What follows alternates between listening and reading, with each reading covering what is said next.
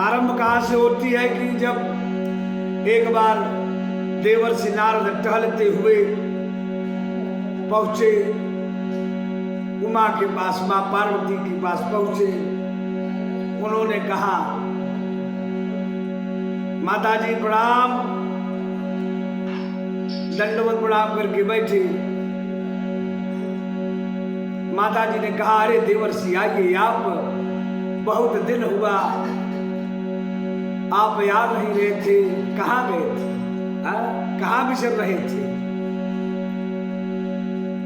माता जी की बात को सुनकर देवर्षि नारद जी कहे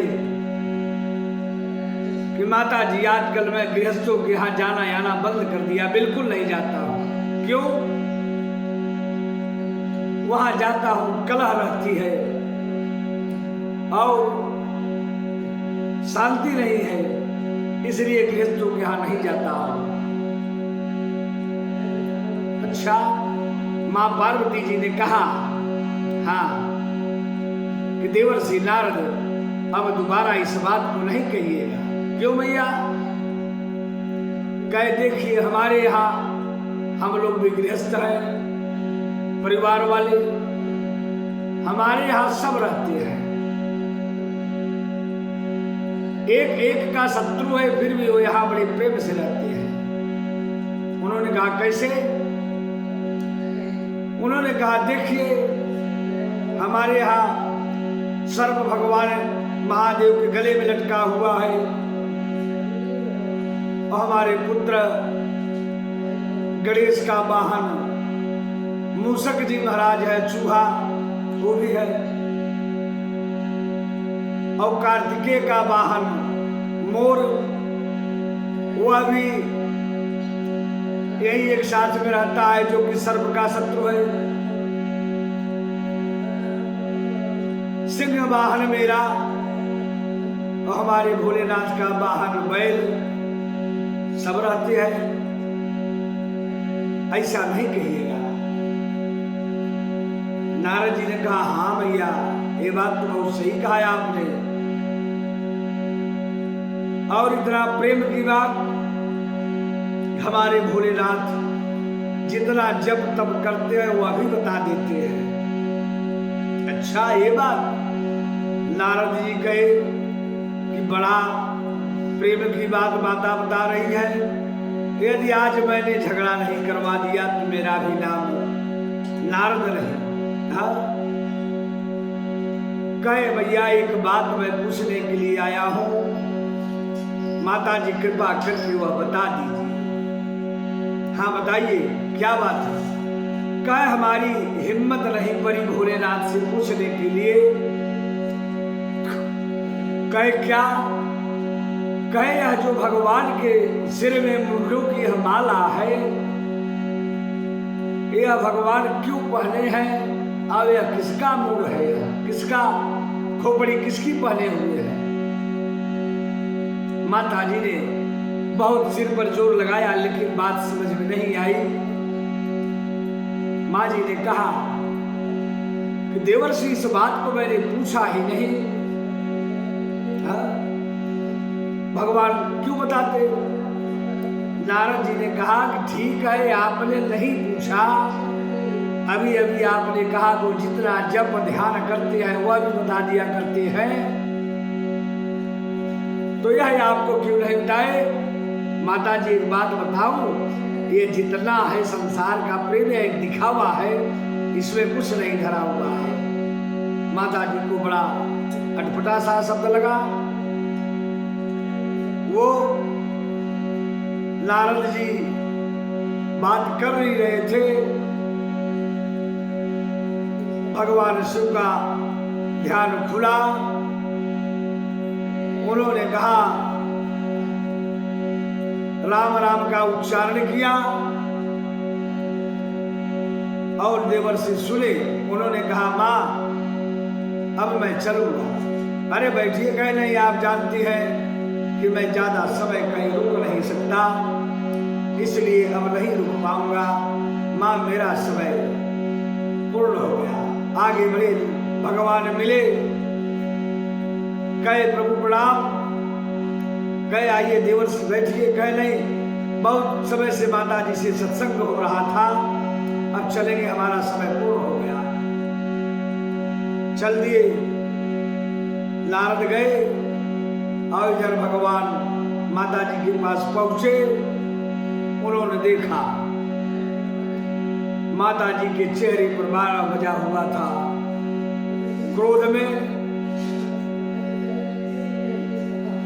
भगवान बोले, पूछे देवी क्यों, क्या हुआ?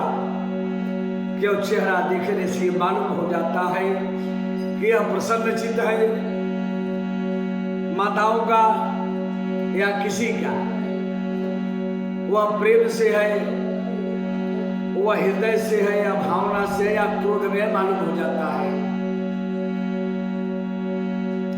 माता जी ने कहा देवी क्या हुआ? माता जी ने कहा चुप रहो, बात मत करो।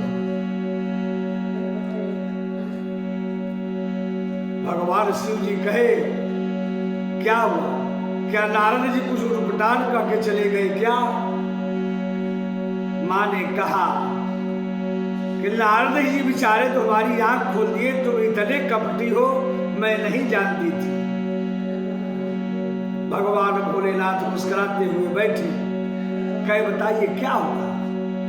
क्या बताए, क्या आंखें खोल दिया नारद जी ने? उन्होंने कहा अब आप हमसे दिखावा प्रेम करते हैं, ये दिखावा प्रेम चलने उलने वाला नहीं है, आप बातें बंद करो। भगवान भोलेनाथ ने कहा बताइए क्या हुआ? कहा आपने आज तक यह क्यों नहीं बताया कि आप यह मुंडों की माला क्यों पहने हैं और यह किसकी है? भगवान बड़े जोर से हंसे। कहे बस इतनी छोटी सी बात और इस पर तुमने लाकर प्रेम को दाव पर रख दिया कि आप हमसे प्रेम नहीं करते हैं। देवी यदि सच तुम पूछती हो तो ये जान लो कि यह जो मुंडों की मैं माला पहना हुआ हूं यह सब आपका है। माता जी चौकी, अरे यह इतनी बार मैं मर चुकी। भगवान भोले ने कहा कि हाँ, कहा मैं इतनी बार मरी महादेव, अब आप ऐसे ही हैं? कहे हाँ। कहे क्यों, इसका क्या रहस्य है, यह भी बता दीजिए। भगवान कहे कि यह तो अमर कथा को मैं सुना हूं, जिसके कारण मैं अमर हूं। मैया ने कहा अब लो, जब अमर कथा को सुनकर आप अमर हैं, हमको नहीं बताए तो इसलिए तो और बड़ा कपट हो गया। महादेव जी कहे देवी यह कथा बगैर पूछे नहीं बताई जाती। अच्छा तो हमें अभी तुरंत बताओ। भाई माताओं का हठ वह बहुत जबरदस्त होता है। उन्होंने कहा कि अभी कहने यहां नहीं, तब कहा गए हिमालय पर। अब एक बात यह है कि हमारी याद की जब कथा होगी तो वहां मात्र 2 रहेंगे, तीसरा कोई नहीं रहेगा। और दूसरी बात, जब तक यह कथा मैं कहता रहूंगा तब तक तुम हुकारी भरती रहोगी। माता जी ने कहा मतलब? कहा कि जब भोलेनाथ जी बोले कि जब मैं जैसे कहा बच्चों में होता था, एक राजा था, हाँ माने हुकारी जब भरोगे, हुक्का देती रहोगी देवी, तब कथा चलेगी, नहीं तो मेरी कथा वही बंद हो जाएगी। चले गए हिमालय पर्वत पर, वहां बैठे। भगवान शिव जी ने डमरू बजाए, जितने जीव जंतु थे सब वहां से चले गए। भगवान कहे देखिए अगर बगल और कोई जीव जंतु तो नहीं है? उन्होंने कहा नहीं, सारे जीव उड़ गए। वही बगल एक खोतड़ा था, खोतड़े में सुग्गा ने जो अंडा रखा था वह अंडे को छोड़कर वह उड़ के चला गया। माताजी ने सोचा इससे क्या लेना देना है, लेकिन राम नाम का कितना बड़ा प्रभाव है वो अभी आपको सामने आ जाता है। उन्होंने कथा को आरंभ किए। भगवान कहे थे मैं कथा करूंगा तो मैं भूल जाऊंगा मैं कहां पहुंचा हूं, अब कौन है कौन नहीं क्या बोल रहा है मैं नहीं जान पाऊंगा, क्योंकि मैं ध्यानस्थ हो जाता हूं। ध्यानावस्थित तद्गतेन मनसा पश्यति निजम योगिनो, जैसे योगी लोग ध्यानस्थ हो जाते हैं मैं ध्यानस्थ में चला जाता हूं देवी, मैं इसके बाद नहीं जान पाऊंगा, आपको हुक्का भरना होगा। कथा को आरंभ किए। कथा आरंभ किए, भगवान बोलते थे और मैया हुक्का भर रही थी। और इस कथा के प्रभाव के नाम के वर्णन के प्रभाव से वह जो तोते का अंडा था वह जल्दी विकसित हो जाता है और वह फूट गया। और जो उसमें तोता था वह प्रभाव इतना भक्त का होता है, भक्ति का, कि वह सुनने के बाद श्रवण में कहा गया। हमारे बाबा गोस्वामी तुलसीदास जी लिखे यह जो राम कथा है, कहे राम कथा जे सुनत घाही और रस विशेष जाना तिन्ह नाहि। यह राम की कथा को जो सुनकर कह दिया हाँ मैं तो यह कथा मालूम है, अघा गया, उसने राम के नाम के वर्णन का मतलब नहीं जाना। रस विशेष जाना तिन नहीं, वह नहीं जान पाया। और जब जो जानेगा, जब भी सुनेगा तो उसको नवीन दिखाई देगा। आज कथाएं पूरे भारत में ही पूरे विश्व में हो रही है। आज का जो दौर चल रहा है ना माई बाप, यह महान दौर चल रहा है। आज हमारे भारत की कितनी अच्छी बात है, इसमें बड़े महा संत धर्म का प्रचार करने के लिए कथाओं को कहते हैं, सब इसका श्रवण भी करते हैं। और कहा जिल के श्रवण समुद्र समाना, श्रवण माने कान होता है, कर्ण। समुद्र वो लोग जानते हैं।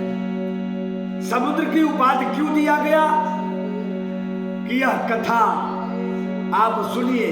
जैसे समुद्र में पूरे पृथ्वी का जल जाता है, लेकिन वह समुद्र कभी भरता नहीं है, और उसमें से कितना निकाल लिया जाता है वो घटता नहीं है। इसलिए राम की कथा को सुनने पर यह श्रवण को यदि भरोसा हो गया मैं तो सुना, बहुत सुना हो, तो उसने राम के राम नाम रस को नहीं जाना। इसलिए भगवान कथा कह रहे थे,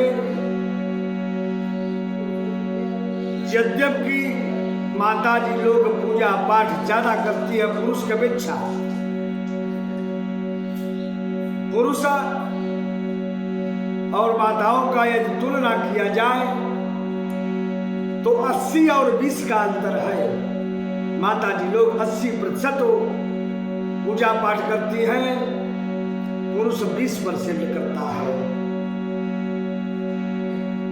इसके बाद कथा आरंभ हुई, माता जी को नींद आ गई। कथाओं में माता जी लोग सोती ज्यादा है। उन्होंने कथा शुरू किए, अर्धरात्रि तक जागी माता जी। उसके बाद जब आगे कथा पढ़ने लगी, धीरे धीरे नींद आने लगी, और इधर नींद आने लगी। और सुग्गा महाराज जो तोता थे, ये नकलची बहुत होती है। भगवान कथा को कह रहे थे, और वह माता जी जो हुकारी भर रही थी, कह रही थी और इसका नकल तोता महाराज ने पकड़ लिया और ठीक उतने समय पर उन्होंने सुग्गा भी करने लगा। और कथा जब सुबह होने को हुआ, कथा का भी समय हो गया था, और जब कथा पूर्ण हो गई, कथा पूर्ण होने के बाद भगवान शिव जी कहे, बोलिए सियावर रामचंद्र की जय।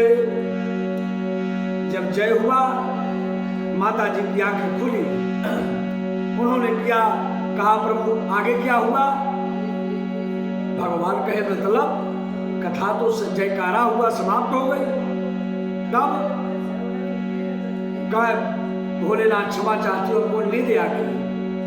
अच्छा, जब आपको नींद आ गई तो यह हुकारी कौन भर रहा था? माता जी ने कहा, प्रभु मैं नहीं जानती। हाँ, अच्छा, देखो अगल बगल कोई दिखाई दे रहा है? उन्होंने कहा कि नहीं, कोई नहीं, इस जो खोथड़ा है इसमें एक सुग्गे का बच्चा बैठा हुआ है। भगवान शिव जी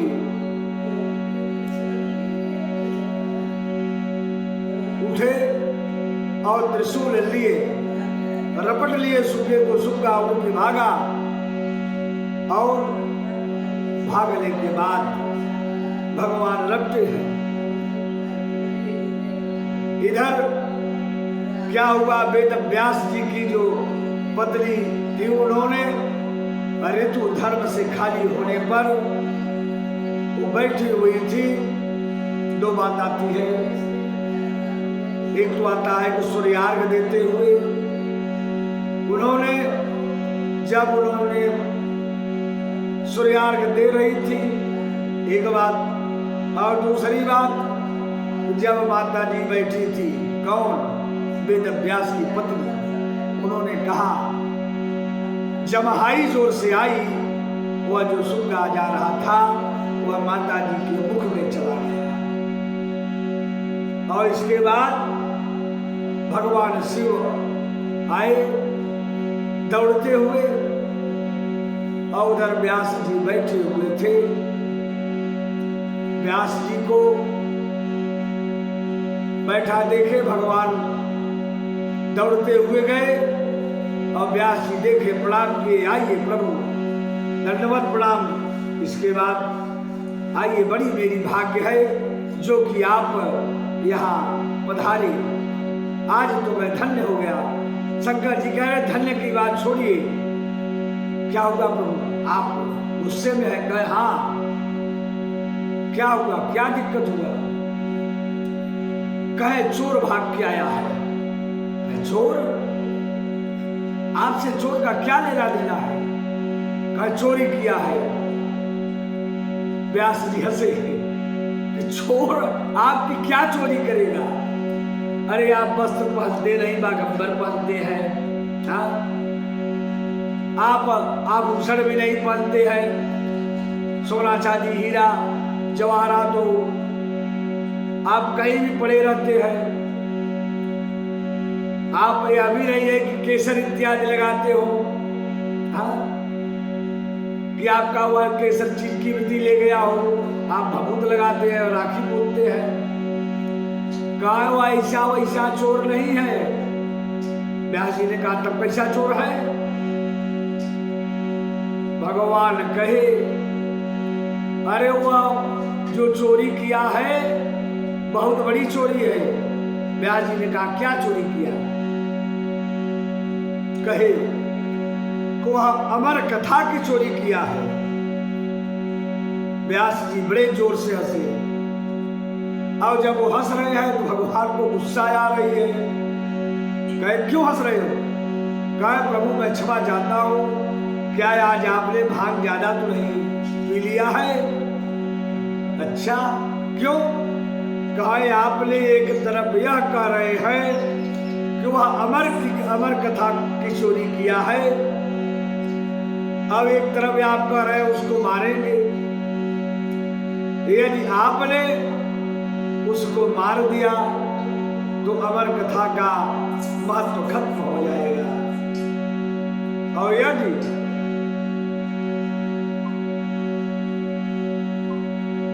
मारने के बाद अमर कथा महत्व खत्म हो जाएगी। और दूसरी बात, यदि वह आपकी कथा को सुना है तो अमर हो गया। इन दोनों बातों में आप क्या करेंगे बताइए? आप उस अमर कथा का महत्व खत्म करेंगे प्रभु? भगवान कहे अरे यह तो मैंने ख्याल ही नहीं किया, ध्यान में ही नहीं आया। भगवान चले गए। इधर क्या हुआ? 12 वर्ष तक सुखदेव जी मां के उदर में रहे। उन्होंने जब निकलना चाहते थे, अन्वय भी नहीं करते थे। कौन? व्यास जी कि बेटा बाहर आ जाओ। सुखदेव जी कहते थे कि प्रभु नहीं आऊंगा। क्यों? बाहर आऊंगा तो माया हमको घेर लेगी, और जो मैं कथा का मैं श्रवण किया हूं उसका मैं आनंद पा रहा हूं, इसलिए मैं मां के उदर से बाहर नहीं आऊंगा। ये बराबर बातें चलती रही। व्यास जी कहे सुखदेव जी से कि सुख बेटा बाहर आइए। कहे नहीं आऊंगा। कहे आओगे कैसे? कहे मैं बाहर तभी आऊंगा जब हमें प्रभु साक्षात कहेंगे कि बाहर आप आइए, आपको मेरी माया ग्रसित नहीं होगी। एक कथा ये दर्शाती है कि जब मायापति का स्मरण किया जाएगा, मायापति का ध्यान किया जाएगा, मायापति का कीर्तन किया जाएगा, तब मायावती आपके हमारे पास उनकी माया नहीं आएगी। इसलिए मायापति का ही भजन करिए। व्यास जी भगवान का बहुत अन्वय विनय किए। उन्होंने कहा कि जो मेरी पत्नी के उदर में जो वह बालक है उसको आप दर्शन दीजिए। दर्शन दिए भगवान, क्योंकि भगवान भक्त के अधीन रहते हैं। व्यास जी की बात को मानकर प्रभु ने उन्हें दर्शन दिए, और दर्शन देने के बाद वो चले गए। निकले, उन्होंने फिर पूछा बेटा बाहर आओ। कहे हाँ पिताजी बाहर तो आऊंगा, लेकिन एक हमारी शर्त है। क्या? कि जब मैं बाहर आऊंगा तो मैं रुकूंगा नहीं। हाँ क्यों? कहे इस माया में मैं नहीं पड़ना चाहता हूं, मैं भगवान का भजन करूंगा। व्यास जी कहे ठीक है आइए पुत्र बाहर आते हैं। भागवत में तो आता है अष्टद्वय, 8 का दुगुना माने 16 वर्ष। उन्होंने कहा बाहर आने के बाद वो जो उनके शरीर में मल लिपटा हुआ था उसको उन्होंने उसी के साथ भागे, निकल के चल दिए। व्यास जी पुत्र मोह में आकर उनके पीछे जा रहे हैं। बेटा बेटा उन्हें बुला रहे हैं, और जब बेटा कहते हैं तो दूर से आवाज वही रिटर्न आती है कि बेटा बेटा रुक जाओ। तो उधर से भी वही आवाज रिटर्न आती है कि बेटा रुक जाओ। फिर भी व्यास जी रुके नहीं, वो चले जा रहे थे। सामने एक सरोवर था, उसमें नवयुवतियों ने स्नान कर रही थी। उसमें तो बताया गया कि वस्त्रहीन थी। और जब व्यास जी के आगे सुखदेव जी भाग रहे हैं तो उन्होंने देखा उनका जो स्नान करना था, उछल कूद रही थी पानी में, वह रुकी नहीं, कूदती ही रही। और जब व्यास जी पहुंचे तो उन्होंने पूछा, देखा औरतें जो कन्याएं थी वह बैठ गई पानी में, केवल सिर ऊपर रहा। व्यास जी रुक गए, कहे देवी कन्याओं एक बात बताओ कि मेरा जवान पुत्र भी भागते हुए गया, तब आप लोगों ने स्नान नहीं बंद किया, और मैं 80 वर्ष का वृद्ध हमें देखकर अपने शरीर को क्यों छिपाया? उन्होंने बताया। कौन? जो स्नान कर रही थी कन्याओं ने बताया। कहा कि गुरुदेव, अभी आपके शरीर में विकार है, स्त्री और पुरुष का पहचान है, लेकिन जो आपके पुत्र गए हैं उनको स्त्री और पुरुष का पहचान ही नहीं है। वो इस संसार माया से रहित है। वहां से व्यास जी को ज्ञान हुआ, वो लौट कर चले आए वापस अपने यहाँ बैठकर वो भगवान का भजन करने लगे पुनः कि अभी तो हमारे अंदर बहुत कमियां हैं। यहाँ अभी कोई कुछ दिन भगवान का भजन करेगा तो सोचेगा कि मैं तो बहुत महान हो गया, किसी संत के पास जाएगा, किसी गुरु के आश्रम में जाएगा तो वह सोचेगा कि सुनो, मैं आपको बता रहा हूं, केवल मेरी बात सुनो, दूसरे की बात को वह सुनने के लिए तैयार नहीं होगा।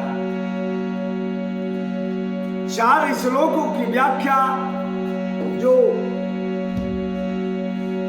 वेद व्यास जी ने इसे 18,000 श्लोकों में जिसकी व्याख्या कर दिए, उनके समझ में आया कि मैं अभी बहुत अज्ञान में, इस मोह माया में मैं घिरा हुआ हूं। वो कन्याओं लड़कियों की बात को सुनकर अपने आप पर दिमाग लगा के लौट आए कि मैं तो अभी बहुत पीछे हूं।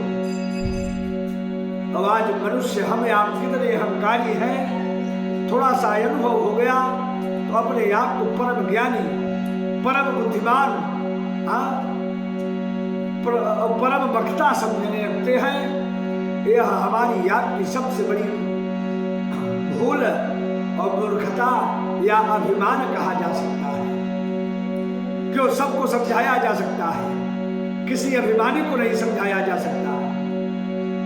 ये कथा कहती है कभी हमें आप भक्ति पर, कथा पर या संतों के एक सीढ़ी पर भी हमें आप पैर नहीं रख पाए हैं। हमारा जीवन संतों के यहाँ या मंदिर में या कहीं जाते जाते बीत जा रहा है, इसके बाद भी हमें आप एक प्रथम सीढ़ी पर भी कदम नहीं रख पाए हैं, जो कि होना चाहिए। और हम घर पर बैठकर चले जाए और इसके बाद कह दे कि हम तो परम ज्ञानी, हमको कहीं जाने की आवश्यकता नहीं है।